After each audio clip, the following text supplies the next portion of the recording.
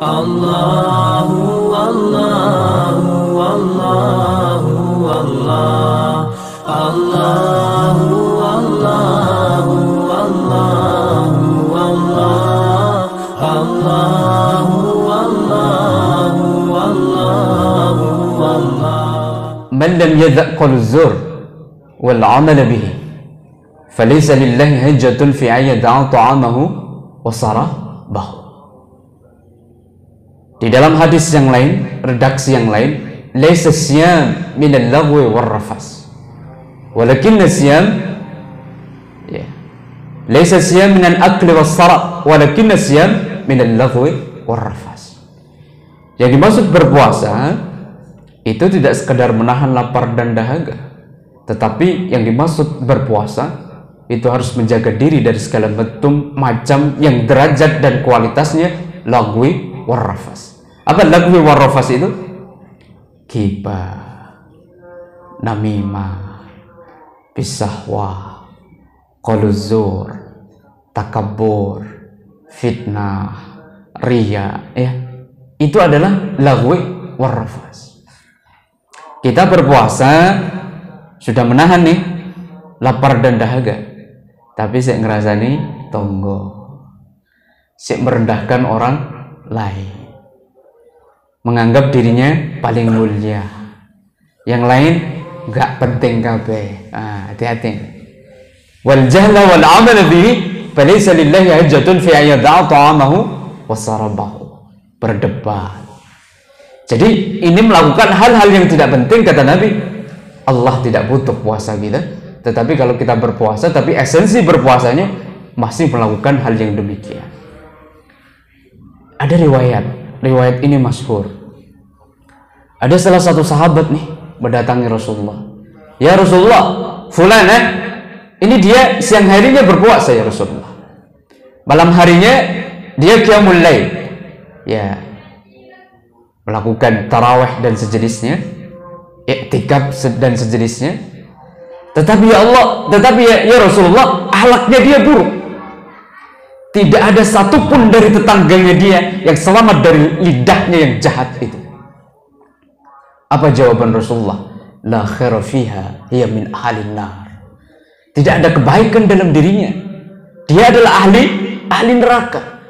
Padahal dia berpuasa, padahal dia qiyamul lail, tetapi akhlaknya buruk. Bagaimana akhlaknya buruk tadi? Ya minal lagwi war-rafas, masih dia lakukan kebodohan-kebodohan yang lain, dia masih lakukan. Kata Nabi, la khaira fiha, hiya min ahlin nar. Saya tanya lagi, kita puasa apa enggak selama ini?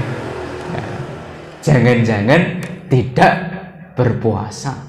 Hakikatnya tidak berpuasa, puasanya secara fisik saja, tetapi esensi ruhiyah dari berpuasa itu tidak pernah kita praktekkan dengan baik. Ini paham nih. Apa muaranya? Sebenarnya muaranya adalah pembentukan kepribadian, sikap dan mental, yang muaranya adalah pembentukan akhlak berpuasa itu. Karena itu kalau kita sambungkan, man kana yu'minuna billahi wal yawmil akhir falyaqul khairan aw liyasmut. Barang siapa yang beriman kepada Allah dan datangnya nanti hari akhir sebagai bentuk kenyataan, falyaqul khairan aw liyasmut. Sebaiknya dia berkata perkataan-perkataan yang baik, tidak pernah menyakiti saudaranya.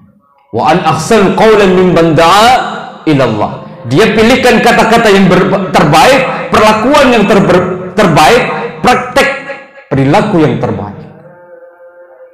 La yu'minu ahadukum hatta yuhibbu li akhihi ma yuhibbu li nafsihi.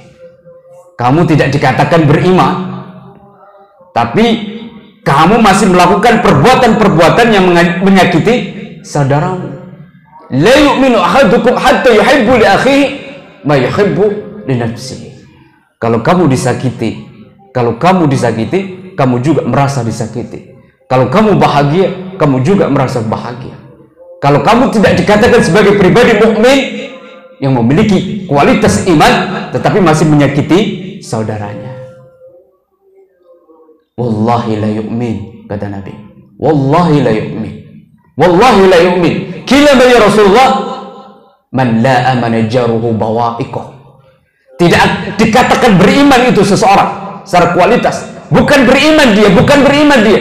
Siapa ya Rasulullah? Adalah pribadi muslim yang tidak selamat dari lidahnya muslim yang lain. Karena itu esensi puasa sebenarnya begitu, pembentukan akhlak, pembentukan sikap dan tingkah. Ada 3 kualitas berpuasa, nilai-nilai berpuasa kata para alim, ya, kata para ulama, ada 3 esensi dari berpuasa itu. Pertama adalah tahliyah. Tahliyah ini adalah proses pembersihan dari hal-hal yang tidak patut menjadi patut secara syariah, akidah dan tauhid. Yang kedua adalah proses tazkiyah. Ada yang dikatakan tazkiyatun nafs. Selain pembersihan jiwa adalah pembentukan diri dari hal-hal yang tidak baik menjadi baik, menghilangkan segala bentuk penyakit hati itu, macam-macam penyakit hati. Dan yang terakhir adalah tarbiyah iradah. Coba bayangkan, kita itu 11 bulan itu dikendalikan oleh nafsu kita. 11 bulan itu. Padahal di dalam esensi kemanusiaan kita, entitas kemanusiaan kita ada 5. Kita punya akal, kita punya fisik, kita punya hati, kita punya nafsu, dan kita punya ruh. Selama 11 bulan yang kita manjakan apa? Nafsu kita. Coba bayangkan kalau tidak ada puasa, rusak manusia itu kalau tidak ada puasa. Siapa yang menundukkan tabiat keburukannya yang hampir mirip itu dengan kebinatangan dan sifat-sifat basariah itu, kalau ditundukkan, kalau tidak ditundukkan dengan berpuasa, rusak. Tidak ada bedanya kita dengan binatang. Coba bayangkan, nilai-nilai keakuannya merusak kita. Apa itu? Innan nafsa la'amarratu bisu. Produk dari mengikuti hawa nafsu 80% selama ini kita ikuti, berbahaya itu kalau diikuti terus. Pengen kaya, nggak mau bekerja. Pengen alim, nggak mau taklim. Pengen beramal, tapi tidak mau mengeluarkan, terus kemudian berkorban untuk amalnya. Pengen dihargai oleh orang lain, tetapi tidak menghargai orang lain. Pengen dimuliakan orang lain, tapi tidak memuliakan saudaranya, tidak memuliakan tetangganya. Ini adalah penyakit hati semua ini. Coba bayangkan kalau tidak ada nilai tarbiyah iradah, ngeri dunia ini kalau tidak ada tarbiyah iradah. Karena 80% selama ini yang kita manjakan di dalam diri kita adalah nafsu. Nafsu ingin. Apa bahasa nafsu? Keakuan. Pengen dihargai, pengen dimuliakan, pengen dianggap penting, pengen masyhur dan sejenisnya itu. Itu kan penyakit hati semua itu. Tetapi kalau tidak dikendalikan dengan berpuasa, waduh, ini berbahaya. Karena itu di dalam prakteknya ini penting. Kata Nabi, ya, man salimal muslimun al-muslimu man salimal muslimun min lisanihi wa yadihi. Yang dikatakan muslim sejati itu adalah setiap pribadi muslim di sekitarnya selamat dari kejahatan lisannya. Makanya tidak berlebihan kalau Nabi indama bu'itsu liutammima makarimal akhlak. Saya dihadirkan di dunia ini sebagai bentuk referensi dakwah pada hakikatnya dalam rangka menyempurnakan akhlak. Kalau kamu melakukan praktik syariat tetapi jauh dari nilai akhlak, tidak penting semuanya, menjadi tidak bernilai semuanya. Karena itu muara dari esensi berpuasa ini adalah akhlak ini. Makanya Rasulullah itu ditanya, "Mad-din?" Ada sebagian redaksi yang lain, "Mad-din ya Rasulullah?" Ya Rasulullah, apa yang dikatakan agama? Mad-din, apa ya Rasulullah? Din, husnul khuluq. Yang dimaksud agama itu adalah akhlak yang terbaik. Coba bayangkan. Kalau seandainya tidak ada nilai-nilai nubuwah atau kenabian sebagai praktek risalah kenabian Nabi Muhammad SAW sebagai bentuk khatamul anbiya wal mursalin, kata riwayat disebutkan bahwa kalau seandainya dia bukan nabi, tetapi dia adalah referensi akhlak yang terbaik di dunia ini. Ada tidak pribadi yang memiliki keluhuran akhlak seperti keluhuran Nabi Muhammad SAW? ayo puasa, tetapi sebenar-benarnya berpuasa. Jangan sampai kita tidak berpuasa hanya karena gibah, namimah, dan sejenisnya itu. Ada redaksi yang lebih dalam lagi. Inna min ahabbikum ilayya wa akrabikum minni majlisan yaumal qiyamah ahasinukum akhlaq. Ada pribadi yang sangat saya cintai, kata Nabi. Ada pribadi yang sangat dekat dengan saya nanti di yaumil qiyamah, dan dia memiliki kedudukan mirip majelis dengan saya, majelis dengan saya. Siapa itu? Adalah pribadi-pribadi yang akhlaknya luar biasa. Ya, begini kata Rasulullah, sama dengan saya, orang-orang yang demikian. Karena itu esensi puasa itu seperti itu. Dan derajat orang yang berpuasa, Masya Allah, Ramadan ini memang tarbiyah iradah luar biasa. Ramadan ini, innal mu'minina la yuradu innal mu'minina la yuradu min husnil khuluqi darajatus sha'im wal qa'im.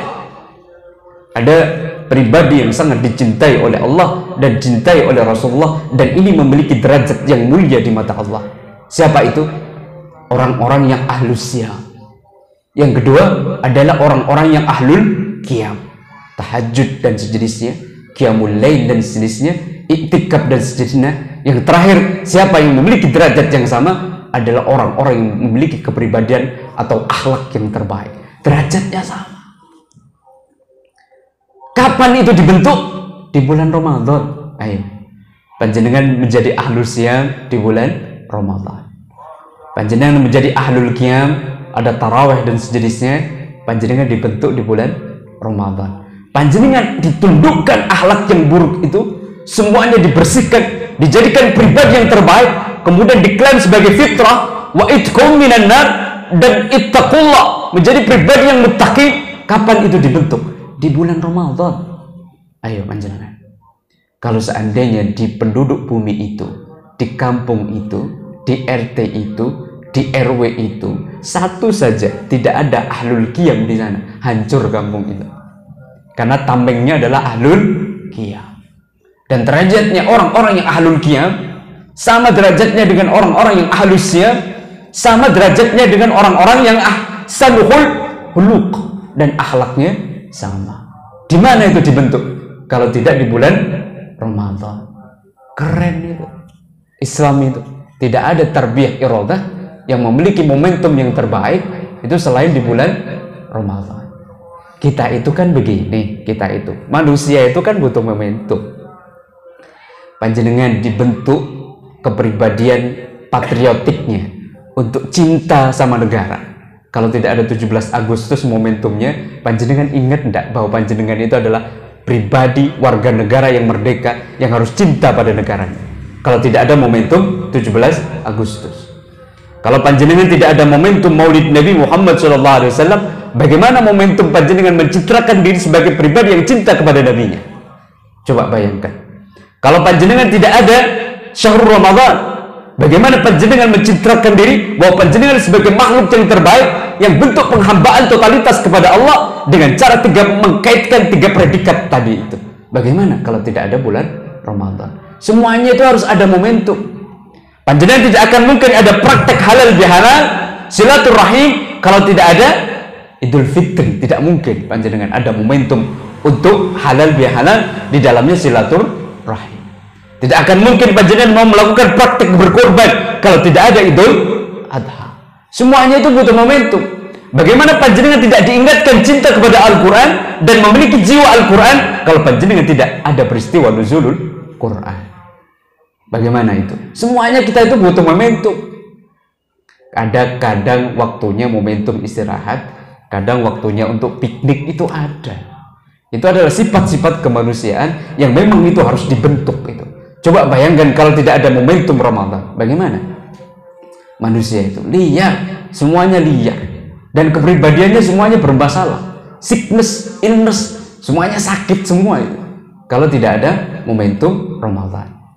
Makanya begini, tidak berlebihan, tidak berlebihan. Kalau ada yang mengatakan man fariha bi dhuhuli Ramadan haramallahu jasadahu ala niran. Ya, kalau merujuk pada ulumul hadis, hada hadisun dhaif. Ada yang sebagian mengatakan maudhu. Diciptakan memang itu. Tetapi kalau panjenengan membaca kitab Durratun Nasihin, nas itu ditulis di dalam kitab Durratun Nasihin. Tetapi kalau kita berbicara tentang derajat hadis, kualitas hadisnya dhaif. Loh, kenapa sampai diciptakan man fariha bi dukhuli Ramadan haramallahu jasadahu ala niran. Terus lagi naumus shaimun ibadah, ya kan? Tidurnya orang yang berpuasa itu ibadah. Terus kemudian barang siapa yang melakukan ibadah sunnah, kualitasnya sama seperti ibadah wajib. Ibadah wajib dilipat gandakan menjadi 10 sampai 70 kali sampai 10, 7, 10 sampai 700 kali dilipat gandakan. Kenapa semuanya itu diciptakan? Ada lagi awaluhu rahmah, awsatuhu maghfirah, wa akhiruhu itqam minan nar. Kalau panjenengan pernah belajar ulumul hadis atau ilmu hadis, hadis dhaif itu bisa dijadikan motivasi dan boleh diamalkan asalkan memiliki 5 kriteria. Yang pertama, tidak berhubungan dengan akidah dan tauhid. Yang kedua, tidak berhubungan dengan halal dan haram. Yang ketiga, masih merujuk pada hadis yang sahih. Yang keempat, bagaimana?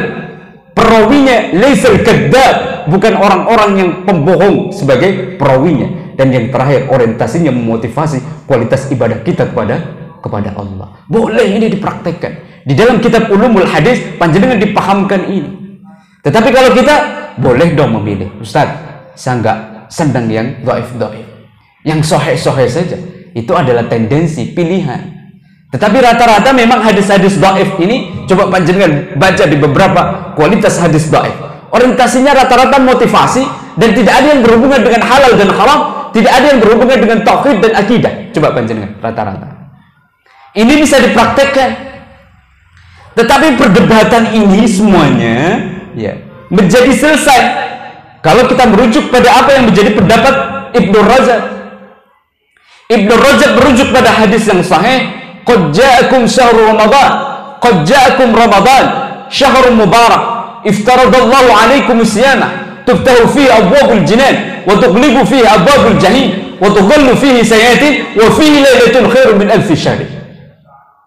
Masa sih kamu nggak senang pintu-pintu surga ditutup, pintu-pintu neraka pintu-pintu surga dibuka, pintu-pintu neraka ditutup, setan-setan itu dibelenggu, dan di bulan ini ada bulan yang kebaikannya melebihi dari 1000, ada malam yang kebaikannya lebih baik dari 1000 bulan. Wa fihi lailatun khairum min alfi syahr. Ya. Bagaimana tidak bahagia? Makanya ada kan man fariha bi dukhuli Ramadan, dimotivasi. Ternyata kata Ibnu Rajab, masa you nggak bahagia ada bulan seistimewa ini, bulan diturunkannya Al-Quran, bulan diturunkannya Lailatul Qadar, bulan yang segala amal dilipat gandakan, syahrul azim, syahrul mubarak, syahrul Quran, syahrul fi unjila fi Lailatul Qadar. Masa kalian nggak senang? Ya senang lah, kata Ibnu Rajab. Bagaimana? Ibnu Rajab menutup perdebatan-perdebatan yang sangat panjang tadi itu. Ditutup dengan yang demikian ini. Bagaimana? Ya sudahlah, selesai perdebatan itu. Yang penting, masa ayu nggak bahagia? Masa ayu nggak senang? Menjadi tradisi salafus saleh.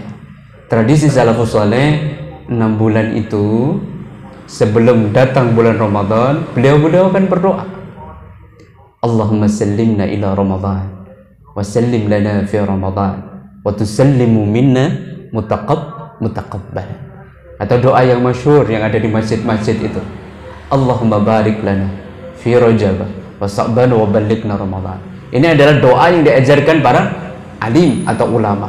Tetapi kalau merujuk pada hadis yang sahih, Allahumma sallimna ila Ramadan wa sallim lana fi Ramadan wa tusallimu minna mutaqabbalan. Jadi para salafus saleh ini berdoa kepada Allah, ya Allah, pertemukan kami dengan bulan Ramadan.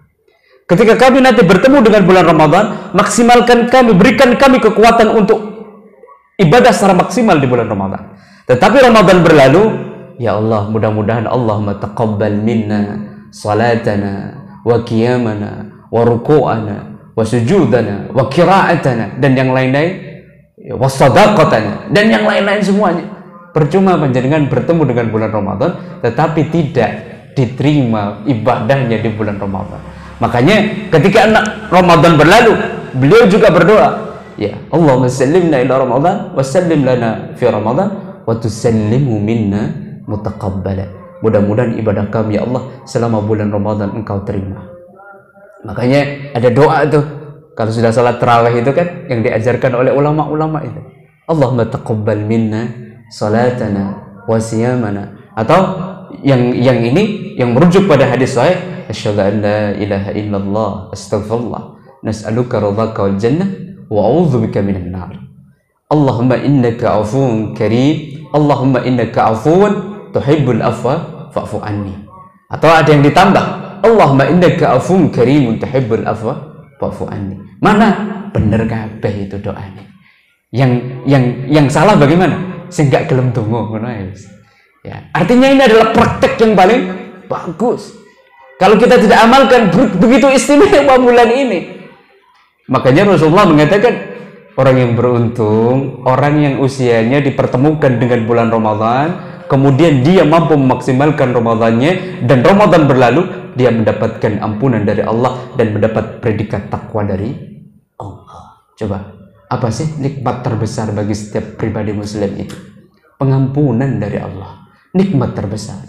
Karena rata-rata kita itu adalah ahlul maksiat dan ahlul dosa. Kita ini ahli dosa, ahli maksiat.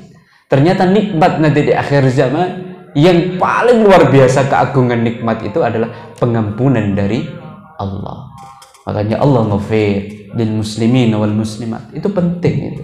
Karena apa? Kalau tidak ada kasih sayang dari Allah, apa yang kita andalkan? Salate nggak pernah khusyuk, sedekah yo nggak pernah ikhlas. Apa yang kita andalkan? Puasane ya puasa-puasaan, bukan puasa lillahi ta'ala. Kemenyek mengandalkan amalnya, sudahlah. Tidak ada apa-apanya kita itu. Ini menjadi praktek penting. Yang selanjutnya, ini adalah peristiwa nuzulul Quran. Kalau kita secara historis atau sejarah, bagaimana itu? Mahwal Quran? Al-Quran wa kalamullah al-munazzal ala Nabi Muhammad sallallahu alaihi wasallam al-matlu bit-tawatir. Yang dimaksud Al-Quran itu adalah kalamullah yang diturunkan kepada Nabi Muhammad sallallahu alaihi wasallam melalui malaikat Jibril, yang diturunkan secara berangsur-angsur. Berapa tahun? 22 tahun, 2 bulan, 22 hari. Siapa yang merumuskan ini? Ini para ahli tafsir, mufassir, para ahlul Qur'an, para ahlul Quran mengatakan yang demikian ini. 22 tahun, 2 bulan, 22 hari. Ada madaniyah, ada makiyah, ada khas, ada am, ada nasih, ada mansuh, ya. Terus kemudian asbabun nuzulil ayah, bagaimana turunnya, konteksnya bagaimana, itu kita sudah masyhur dengan itu. Ayat yang pertama turun dan surah yang pertama turun adalah surah Al-Alaq. Iqra bismi rabbikal ladzi khalaq. Meskipun ini kalau panjenengan belajar ulumul Quran, berbeda pendapat di antara para mufassir atau ahlul Quran. Ada yang mengatakan bukan surah Al-Alaq, surah yang pertama turun. Ini paham. Iqra bismi rabbikal ladzi khalaq, khalaqal insana min 'alaq. Pada waktu itu di gua Hira, Rasulullah disuruh membaca Iqra ya Muhammad. Kata malaikat Jibril, Iqra ya Muhammad, Iqra ya Muhammad. Ma ana biqari, ma ana biqari. Bayangkan wahyu yang istimewa seperti itu. Rasulullah gak pernah belajar Al-Quran, gak pernah mondok, gak pernah ngaji, ya. Rasulullah gak pernah mondok, gak pernah ngaji, terus kemudian gak pernah baca di perpustakaan, terus kemudian menjadi pribadi yang dipilih oleh Allah sebagai insan yang terbaik, dipahamkan tentang Al-Quran, mendapatkan mukjizat dari Al-Quran. Ma ana biqari, ma ana biqari, merinding. Jadi bergetar Nabi pada waktu itu. Siapa yang memahamkan dan membuka mata hatinya sehingga Rasulullah itu bisa membaca Iqra bismi rabbikal ladzi khalaq. Kalau kita merujuk pada peristiwa ini, tidak semua ilmu itu dipelajari. Ada ilmu yang sifatnya anugerah dari Allah, bahasanya adalah peparing. Ini yang disebut sebagai ilmu hikmah, ini yang disebut sebagai ilmu laduni. Ilmu laduni itu ada. Ada orang-orang yang nggak belajar, tetapi dikasih kelebihan oleh Allah, anugerah ilmu banyak. Termasuk oleh Rasulullah, ini adalah bukti bahwa Rasulullah itu dikasih anugerah untuk bisa baca Al-Quran dan membawa mukjizat Al-Quran. Ini adalah mukjizat terbaik di zaman kenabian Nabi Muhammad SAW. Coba bayangkan, kalau tidak dipahamkan oleh Allah, tidak dibuka hatinya, akalnya dipahamkan oleh Allah, tidak bisa Rasulullah pada waktu itu membaca Iqra bismi rabbikal ladzi khalaq. Kita tidak bisa. Alhamdulillah sekarang metode belajar Al-Quran itu sudah banyak. Sekarang tinggal pilih kita. Di Rutobah ada juga Rutobah. Ya, jadi banyak sekali ya, kita boleh memilih. Cuman kemudian dalam prakteknya, kalau sisi historis selesailah kita. Googling saja. Insya Allah kita paham tuh kapan sebenarnya Al-Quran itu turun, detail-detailnya seperti apa. Insya Allah kita bisa membaca. Yang paling penting dari itu semua bukan itu. Yang paling penting adalah kita itu menjiwai Al-Quran dan menjadikan Al-Quran menjadi standar kehidupan setiap pribadi muslim. Itu yang paling penting. Taraktu fikum amraini ma in tamassakum bihima lan tadillu abada kitaballahi wa sunnatir rasul. Ternyata jimat terbaik bagi setiap pribadi muslim itu adalah Al-Quran. Terus kemudian sunnah Nabi Muhammad sallallahu alaihi wasallam. Bagaimana? Wa nunazzilu minal Qur'an ma wa shifaa'u wa rahmatul lil mu'minin. Al-Quran itu adalah obat. Syahrul Ramadan alladzi unzila fihi Al-Quran. Di bulan Ramadan Al-Quran itu diturunkan. Kalau kita merujuk pada surah Al-Qadar, inna anzalnahu fi lailatul qadar. Lailatul qadri khairun min alfi syahr hatta al-akhir. Ternyata malam diturunkannya Al-Quran itu adalah di bulan Ramadan, diyakini dalam sejarah adalah malam 17 Ramadan dan bertepatan dengan turunnya malam Lailatul Qadar. Kalau kita merujuk pada Al-Quran, malam Lailatul Qadar ya tadi malam atau kemarin malam, malam Lailatul Qadar. Berarti bagaimana untuk menjemput malam Lailatul Qadar? Ya, kalau merujuk pada Al-Quran, ya malam diturunkannya Al-Quran itu, kalau kita yakini malam 17, yaitu insya Allah berbarengan dengan malam turunnya nuzulul Lailatul Qadar. Tetapi kalau merujuk pada hadis Nabi, taharrau Lailatul Qadar fi asril awakhir min Ramadan. Carilah Lailatul Qadar itu di 10 malam terakhir di bulan Ramadan. Diutamakan di malam-malam ganjil. Ada banyak kitab-kitab yang membahas demikian. Kalau diawali hari Rabu, nanti Lailatul Qadar itu turun. Terus lantas sebenarnya kapan malam Lailatul Qadar itu? Makanya ada saudara-saudara kita yang menjemput Lailatul Qadar itu tidak sekedar di 10 malam terakhir. Ada yang melakukan itikaf, itu malam 15 sudah itikaf. Karena apa? Kalau diyakini malam 17 itu adalah nuzulul Quran, baiklah ketemu dengan itu. Terus siapa yang mendapatkan Lailatul Qadar? Yang puasanya penuh, yang tarawihnya penuh. Syukur-syukur ditambah witirnya malam hari, jadi 11 witir. Saya sudah witir Ustaz, 3 rakaat ikut imam. Terus setelah itu ikut qiyamul lail malamnya. Berapa rakaat? 11. Loh, 11 tambah 3 berarti 14 rakaat. Berarti untuk witir itu. Ada ya? Jadi ada yang misalnya witir ikut imam karena tidak boleh menselisih imam, witir 3 rakaat. Terus nanti nambah lagi 11 rakaat. Berarti witirnya genap dong, bukan ganjil. 11 tambah 3 berapa? 14. Witir itu ganjil apa genap? Ya, berarti kalau misalnya sudah 3, tambahan 8, sudah 8 rakaat, akhirnya 8 tambah 3, 11 rakaat. Hati-hati ini, banyak di antara kita yang nggak paham. Artinya ikut witir, terus kemudian malam lagi nanti ikut qiyamul lail atau itikaf, nambah 11 lagi, akhirnya jadi 14 rakaat. Berarti itu bukan witir. Ini harus dipahami dengan benar. Terus lantas bagaimana agar memiliki jiwa Al-Quran itu? Jiwa Al-Quran inilah yang harus dipahami dengan benar. Karena apa? Karena jimat kita yang terbaik itu tidak ada yang lain kecuali Al-Quran dan sunnah Nabi Muhammad SAW. Agar memiliki jiwa itu bagaimana? Pertama, kata para mufasir, ahlul qura, ahlul huffaz mengatakan fahmul Quran itu ada 5. Yang pertama adalah iqra'ul Quran, membaca Al-Quran. Di dalam iqra berarti ada tahsin, di dalam tahsin berarti ada tajwid, ada makharijul huruf, bagaimana cara membaca kha, bagaimana membaca ha, bagaimana membaca gha, dan yang lain-lain itu harus fasih. Terus bagaimana ini bacaannya? Ini ikhfa, ini iqlab, ini gunnah, ini idgham bila gunnah. Ya, tidak boleh berbingung sama sekali. Bacaannya harus jelas. Ini harus qalqalah, harus mantul, harus mantul. Bagaimana ini? Itu di iqra'ul Quran. Iqra'ul Quran menuntut tahsinul Quran. Kalau tahsinul Quran berarti panjenengan harus belajar tajwid dan makharijul huruf. Lantas bagaimana Ustaz? Kalau dia tidak pernah belajar tajwid atau makharijul huruf, bacaannya ya seadanya, ya boleh, tapi welek. Warattilil Qur'ana tartila. Ketika dalam konteks tartil ini, panjenengan harus paham tahsin. Belajar ke Rutobah, insya Allah di sana gurunya ya ahlul Quran. Jadi orang-orang yang sudah bacaan Al-Qur'annya itu udah bagus-bagus, dan biasanya juga dibingkai oleh tajwid sama makharijul huruf. Makanya disebut sebagai tahsin. Pertama ya, panjenengan harus membaca.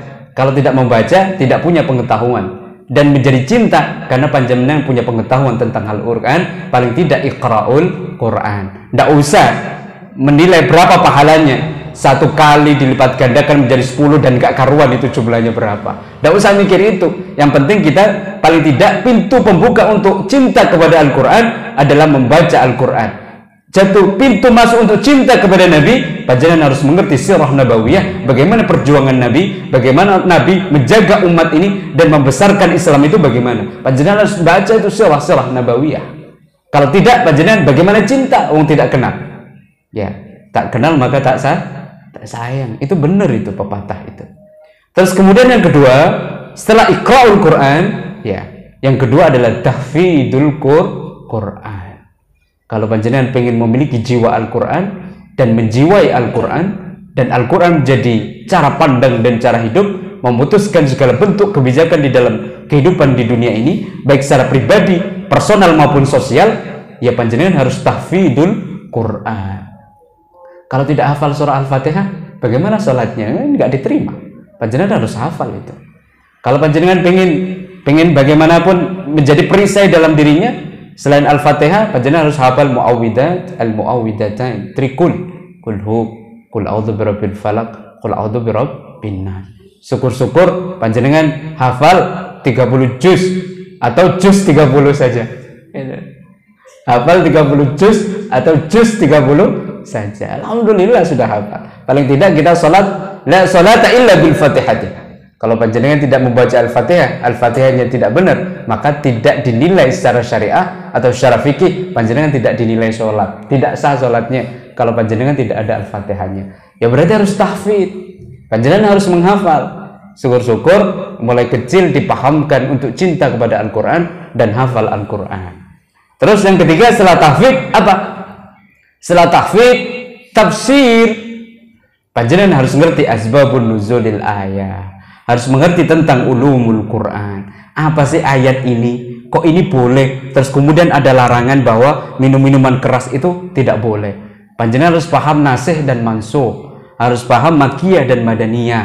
Harus paham khos dan am. Ini konteksnya khos atau am dan yang lain-lain itu. Panjenengan harus paham tentang ulumul Quran. Sehingga tafsirul Quran, makanya begini. Kata para ahli atau para pakar Al-Quran, para ahli hadis mengatakan, pahami Al-Quran dengan tafsirnya. Jangan sampai memahami Al-Quran dengan tanpa tafsir, bermasalah nanti. Karena apa? Ya karena tadi itu ada asbabun nuzul, konteksnya kenapa ayat ini diturunkan. Kenapa ayat ini diturunkan konteksnya. Kalau dibaca tafsirnya saja, dibaca artinya saja, tetapi tidak memahami tafsirnya, bisa keliru kita memahami Al-Quran.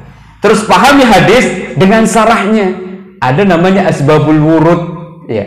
Terus kemudian derajatnya hadisnya apa? Loh ini hasan, ini sahih, ini maktu, ini maudhu, ini dhaif, ini ya mutawatir dan yang lain-lain. Panjenengan harus paham itu.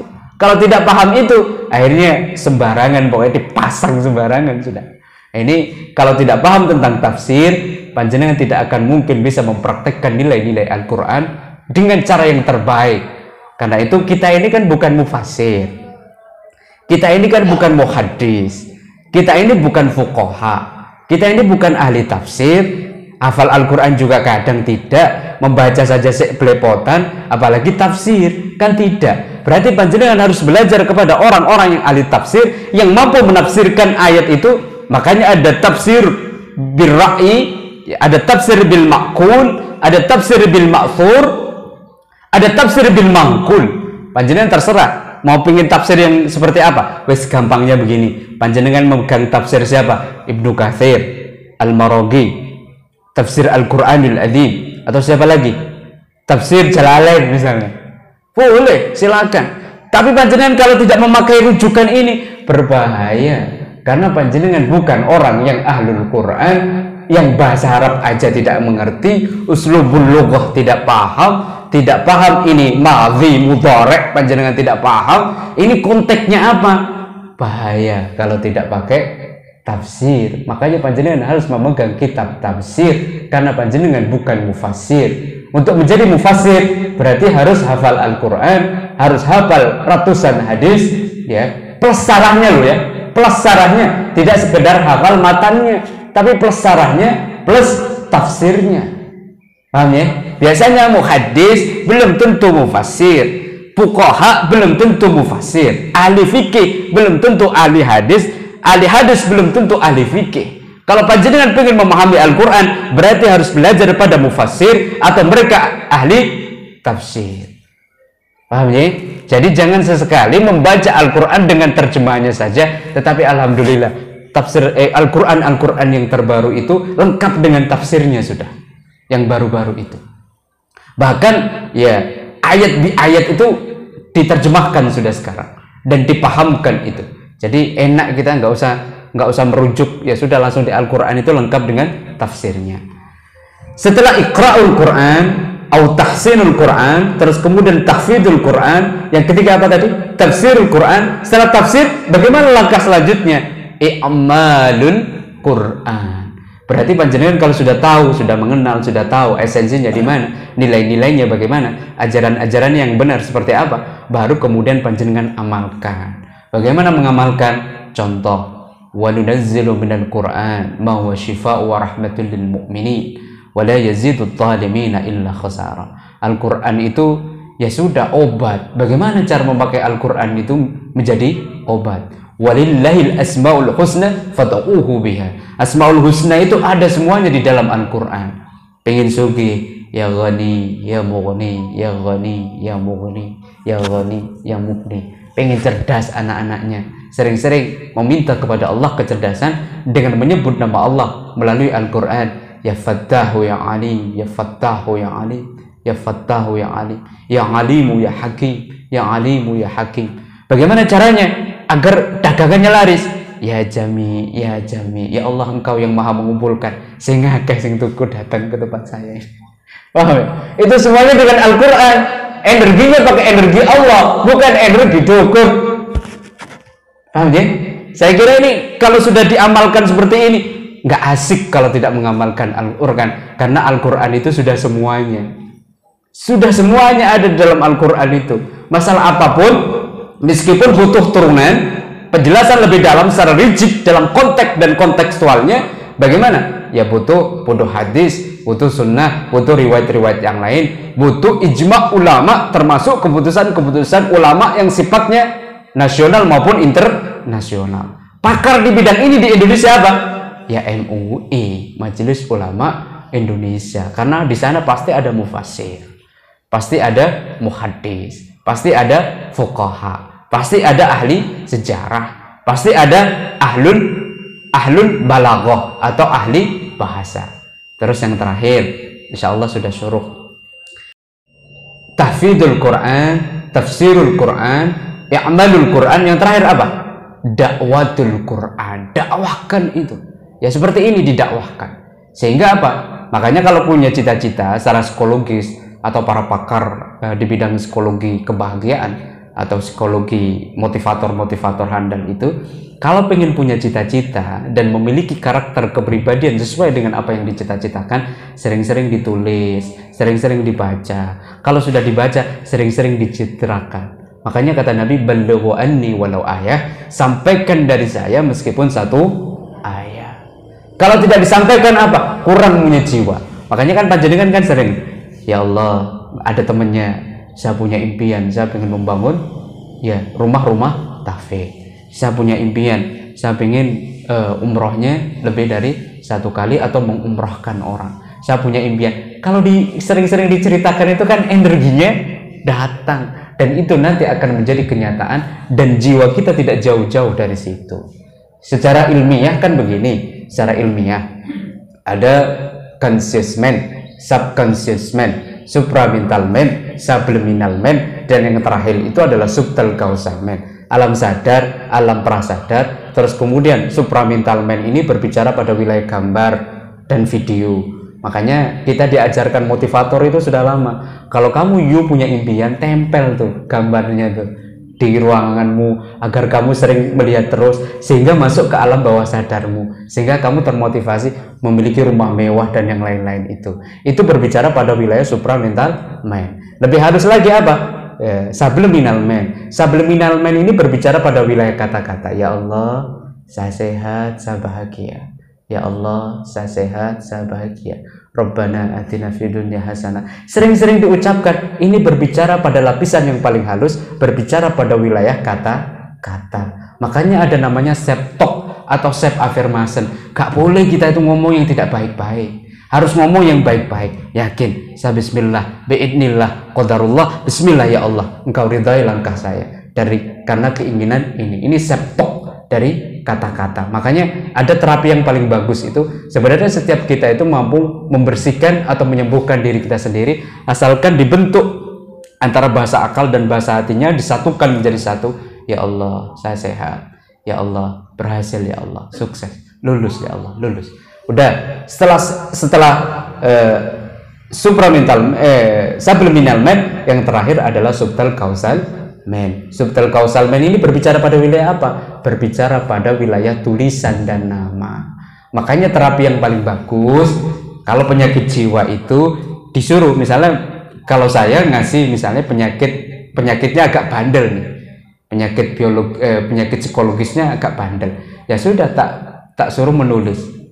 Ya Allah, hari ini dan seterusnya saya sehat dan bahagia. Ya Allah, hari ini dan seterusnya 100 kali lipat jauh lebih sehat dan bahagia. Suruh menulis, itu namanya terapi writing, terapi menulis. Kalau terapi menulis, pikirannya ikut enggak? Hatinya ikut enggak? Motoriknya ikut apa tidak? Jadi, tetapi minimal 21 malam lakukan itu sebelum tidur. Kenapa? Ketika gelombang otak itu dalam kondisi theta, hati-hati, gelombang otak dalam kondisi alpha ke theta itu gelombang sakti. Seseorang bisa menyembuhkan penyakitnya sendiri, dan apapun yang diinginkan biasanya gampang terwujud. Itu harus dilakukan berulang-ulang secara ilmiah. Coba bayangkan kalau Al-Quran panjenengan tulis, jimat aja mandi, apalagi Al-Quran bacaannya sempurna. Jimat itu loh ada kekuatannya. Padahal dipotong-potong itu. Wes, nggak usah jimat sudah. Mantra itu loh, mantra itu. Mantra jenengan ngerti ya, mantra itu. Bahasanya nggak jelas. Lu mandi, apalagi panjenengan pakai bahasa Al-Quran, nggak mandi lah, keliru panjenengan. Karena itu panjenengan harus meyakini itu. Makanya kata-kata, tulisan, dan itu sering diucapkan berkali-kali memiliki kekuatan yang luar biasa. Kalau panjenengan malu untuk minta sama Allah, ya Allah kasih ini, tulis saja sudah. Setiap malam menjelang tidur, terutama 5 menit sebelum tidur. Ya Allah, mudah-mudahan jadikanlah si A, anak saya, ya Allah, anak yang soleha, lulus ujiannya, ya Allah, ditulis. Setiap malam 1 lembar ditulis. Besok lagi 1 malam. Besok lagi satu malam. Minimal 21 malam. Kenapa kok 21? Ini sudah berdasarkan riset. Kalau 21 hari ke-22 itu untuk membentuk karakter dan kepribadian seseorang, mengkondisikan sebuah energi, minimal dilakukan 21 hari. Bagaimana untuk hasil terbaik? 40 hari. Kenapa 40 hari? Siklus penciptaan manusia itu sempurna 40 hari. Ovum ketemu dengan sperma menjadi segumpal darah, menjadi segumpal daging, terus kemudian ditiupkan ruh dan sejenisnya, ada tulang belulang setiap berapa hari? 40 hari. Ini Al-Quran, ini medis, ini ilmiah. Jadi tidak ada Al-Quran itu yang bertentangan dengan ilmiah. Kalau ada Al-Quran yang bertentangan dengan ilmiah, Al-Qurannya yang salah apa ilmu pengetahuan dan teknologinya yang salah? Pasti ilmu pengetahuan dan teknologinya yang salah. Karena Al-Quran ini sudah kalamullah, nggak mungkin ini mutlak sudah kebenarannya. Karena itu panjenengan, yuk dijadikan Al-Quran ini menjadi gaya hidup dan rujukan satu-satunya agar bahagia lahir batin. Sebelum saya tutup, ada pertanyaan? Habis itu kita sholat syuruk ya. Nggak ada? Kalau sampun tidak ada, saya tutup. Mohon maaf lahir batin. Akhiru qauli hada. Assalamualaikum warahmatullahi wabarakatuh.